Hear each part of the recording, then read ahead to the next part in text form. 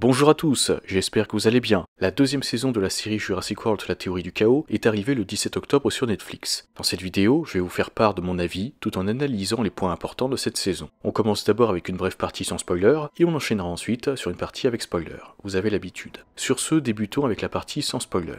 Qu'ai-je donc pensé de cette deuxième saison? Eh bien je la trouve plus faible que la précédente. Quelques moments valent le coup d'œil et sont intéressants, mais il y a beaucoup d'absurdités concernant le scénario et même des incohérences avec l'univers des films. Du côté des campeurs, j'ai bien apprécié le traitement accordé à Kenji, mais pour celui de Ben, je suis plus dubitatif. Passons maintenant à la partie avec spoiler. Si vous n'avez pas encore regardé la deuxième saison, je vous recommande de quitter la vidéo dès maintenant. Vous avez 9 secondes pour partir.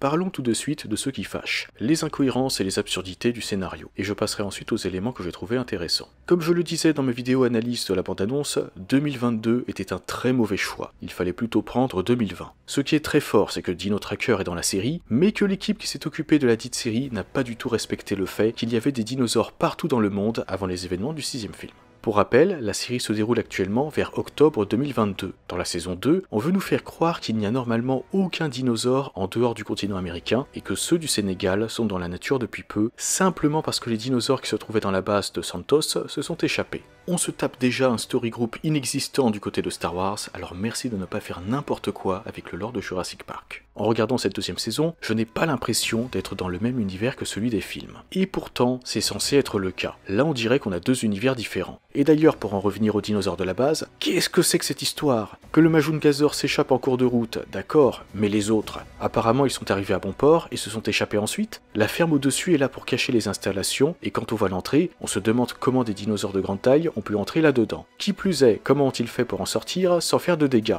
La ferme se trouvant au-dessus du laboratoire devrait être sans dessus-dessous, mais ce n'était pas le cas dans la série. On a aussi pas mal d'éléments absurdes du côté de Brooklyn. On découvre dans la série comment elle a survécu et ce qu'elle a fait après. Elle a continué son enquête, ce qui l'a menée dans divers endroits. Et c'est justement cette survie à laquelle je vais m'intéresser dans un premier temps. La dresseuse des Atrociraptors était bel et bien là ce soir-là, avec ses 3 Atrociraptors, Ghost, Tiger et Panthera. 2 d'entre eux sont partis se battre avec l'Allosaure, ce qui nous fait nous dire « Ah, c'est donc pour ça que l'Allosaure les a attaqués après sa libération à la fin de la saison 1, sans même se soucier du Tyrannosaure. » Les Atrociraptors et lui se sont déjà croisés par le passé. Si je ne me trompe pas, c'est Ghost qui s'en est pris à Brooklyn et qui a causé la perte de sa main. Brooklyn a ensuite été sauvé par Ronnie, la patronne de Darius à l'époque, qui était en fait son contact, tandis que le courtier et ses hommes pensent avoir réussi à tuer Brooklyn.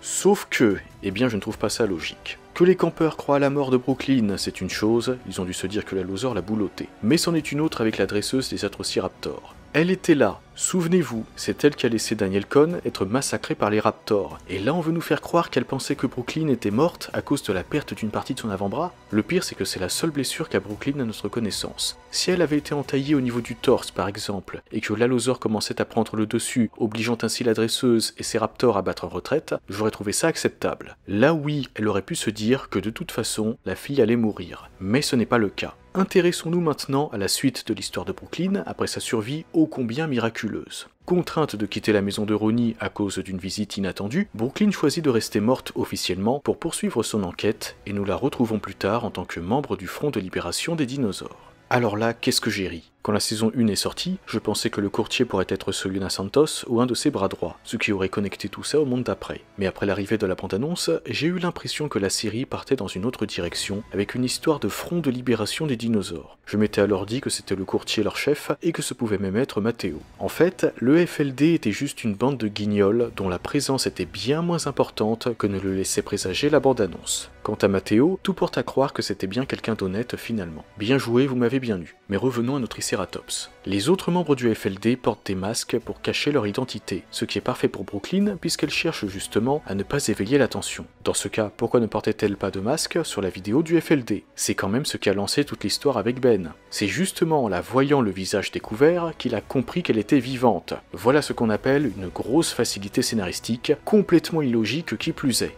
On se demande aussi pourquoi Ben n'a rien dit aux autres. Qu'est-ce que ça lui coûtait de dire « J'ai vu quelqu'un qui ressemble à Brooklyn dans la vidéo du FLD, mais j'ai dû rêver », pour ensuite leur montrer la vidéo après avoir pu confirmer. Le traitement de Ben n'a aucun sens dans cette saison. Ses amis n'auraient bien évidemment pas apprécié que Brooklyn leur ait fait croire à sa mort, ça leur aurait fait un choc, mais c'est toujours mieux que de leur laisser croire qu'elle est morte. Ça leur aurait sans doute fait très plaisir, c'est évident, d'autant plus que Kenji s'est souvent mis en danger dans cette saison parce que son père et Brooklyn sont morts. J'ai d'ailleurs bien apprécié ce qui a été fait avec ce personnage dans cette saison. Reparlons à présent de Brooklyn, parce que je n'en ai pas encore fini avec les absurdités la concernant. Que la personne qu'elle recherche se trouve à Dubaï, c'est une chose, mais qu'elle la trouve directement sans aucune explication en est une autre. D'accord, elle l'espionne depuis plusieurs semaines, mais on ne sait même pas pourquoi elle s'est intéressée à Solyona Santos. On ne sait même pas non plus pourquoi Solyona la laisse en vie ensuite. Le fait d'avoir Brooklyn à ses côtés ne lui apporte rien, c'est juste bête de la garder avec elle, car elle doit quand même se douter que Brooklyn est là pour poursuivre son enquête. Brooklyn n'a pas gardé le laser qui permet à Solyona de donner des ordres à Red, alors elle n'a aucun moyen de pression sur la criminelle. Solyona aurait pu la laisser servir de casse-croûte à Red. Dans le même genre, on peut se demander pourquoi Brooklyn a sauvé la vie de Solyona dans le laboratoire au lieu de la laisser tomber. Ce qu'elle avait comme preuve dans le labo était déjà plus que suffisant, et les campeurs et elle seraient désormais hors de danger. À cause d'elle, le laboratoire a été détruit, réduisant ainsi toutes les preuves en fumée. Bravo!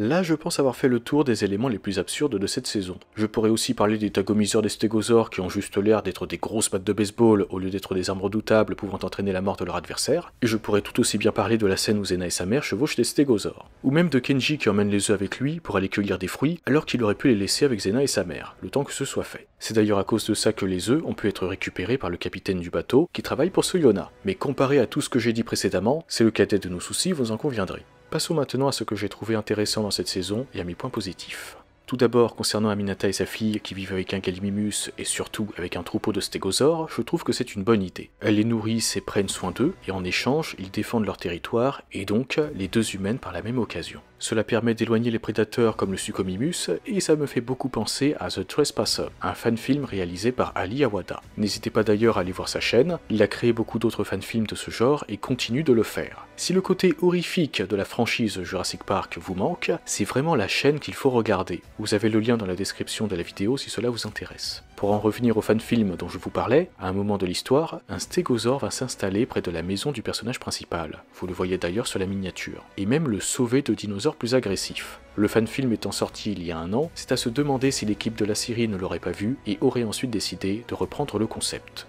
Du côté du Suchomimus, il y a bien eu un combat entre un de ces dinosaures et un hippopotame, comme le montrait une des cartes de Captives. Malheureusement pour lui, l'hippopotame n'a pas survécu, mais en tout cas, leur combat a duré un certain temps. On a aussi eu des lions, bien que nous n'ayons vu que leurs yeux. Je trouve ça bien de nous montrer des interactions entre des animaux préhistoriques et des modernes. Le monde d'après avait un peu montré ça, mais ça restait très léger. Ce serait intéressant d'en voir plus à l'avenir. On a aussi eu un combat entre deux grands prédateurs, un Suchomimus et un Majungasaur, ce dernier ayant rapidement prouvé sa supériorité au vainqueur du précédent match. Comme quoi, on ne gagne pas à chaque fois. Un autre point que j'ai trouvé intéressant, et là c'est plutôt du côté des coulisses de la saison, c'est que le concept art à la fin du deuxième épisode nous montre un Ceratosaure et un Uranosaure. Il semblerait donc que le Suchomimus ait pris la place du Ceratosaure. Concernant l'Uranosaure, peut-être que c'est sa présence qui devait attirer le Ceratosaure. Ce serait intéressant d'avoir des réponses à ce sujet un jour.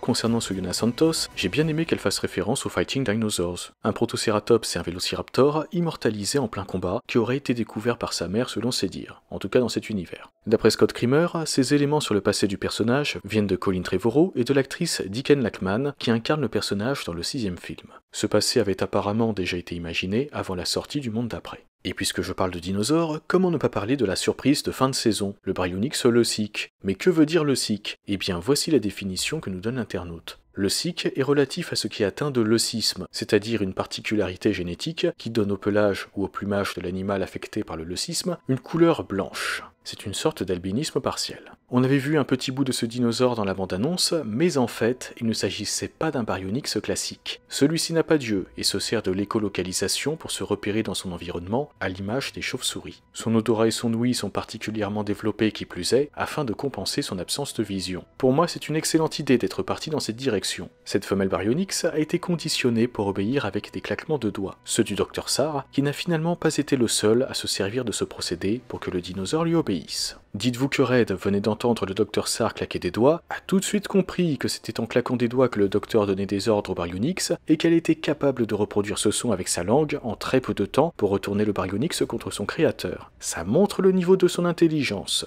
Petite futée. Ce n'est d'ailleurs pas sans rappeler Jurassic World, avec la fameuse scène dans laquelle l'Indominus Rex communique avec les raptors d'Owen Grady pour les retourner contre les humains, ce qui avait fait d'elle leur alpha au passage. D'ailleurs, l'histoire se répète, puisque, à la manière de l'hybride dans le 4e film, Red était devenu l'alpha du Baryonyx après être parvenu à imiter le claquement de doigts du Dr Sarr. Dernier point dont je vais parler dans cette vidéo, et ça concerne l'avenir de la série. Soyona Santos et Brooklyn vont faire affaire avec Biosyn, et donc probablement se rendre dans la prochaine saison dans le sanctuaire de la société en Italie. Ça se connecte au 6e film, mais comme je l'ai dit précédemment, l'époque, à partir d'octobre 2022, est très mal choisie. C'est beaucoup trop tard pour ce genre de développement. Le retour de Biosyn pourrait aussi marquer celui des dinosaures de sa vallée. Souvenez-vous, Captives avait sorti des cartes pour accompagner leurs figurines en lien avec la série, dont une avec le Giganotosaure et une autre avec le Pyroraptor. Ces 2 dinosaures pourraient donc apparaître dans la 3e saison. Qui plus est, ce pourrait être l'occasion de nous montrer comment le Giganotosaure a reçu ses cicatrices, ce qui doit vous faire penser au Joker de The Dark Knight. Dans la vallée de Biosyn, on sait qu'il y avait aussi les tyrannosaures du 2e film,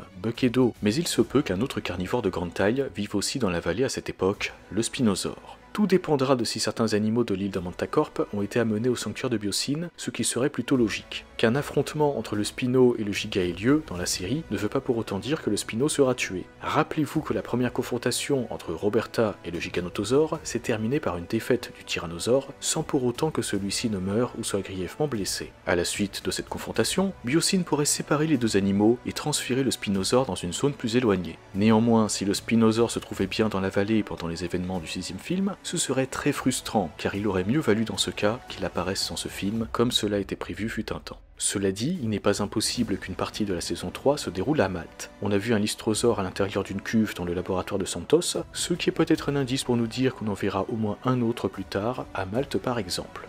Voilà tout ce que j'avais à dire sur cette 2e saison. Comme je l'ai dit plus tôt, on a quelques éléments intéressants, mais l'ensemble est noyé par un trop grand nombre d'absurdités scénaristiques et d'incohérences. Pour le moment, nous n'avons pas d'informations sur la 3e saison, mais comptez sur moi pour vous les partager, dans une vidéo ou dans l'onglet communauté de la chaîne, quand ce sera le cas. De votre côté, n'hésitez pas à me partager votre avis sur la 2e saison. Vous a-t-elle totalement conquis? L'avez-vous détesté? Ou bien êtes-vous plus tranché sur la question comme je le suis? Et si vous souhaitez discuter de certains éléments dont je n'ai pas parlé dans la vidéo, n'hésitez pas non plus à le faire. C'est avec plaisir que je taillerai une bavette avec vous.